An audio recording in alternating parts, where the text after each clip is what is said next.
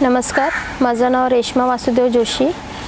माझ्या मिस्टरांचं नाव वासुदेव विश्वास जोशी. मी उल्हासनगर इथून आली आहे.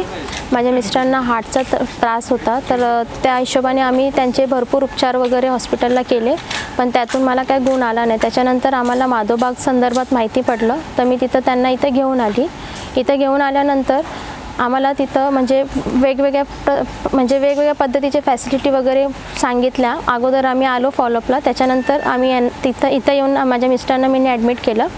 त्यांना 3 अटॅक येऊन गेले होते. त्याच्यानंतर त्यांना निमोनिया झाल्यामुळे त्यांची तब्येत थोडी खालातली. त्या खालातल्या तब्येतीमुळे मला ते दाखवलं गेलं नाही, त्यामुळे मी माधवबागला आली. माधवबागला आल्यानंतर आम्ही मॅडमला दाखवलं. मॅडमने आम्हाला सांगितलं काही प्रॉब्लेम नाही, टेन्शन घेऊ नका, आपण त्यांना रिकवर करू. ते चालताना त्यांना दम लागायचा व शुगर पण त्यांची वाढत होती आणि BP काय नॉर्मल नव्हता त्यांचा. तर आता आम्ही 7 दिवस इथं राहिलो.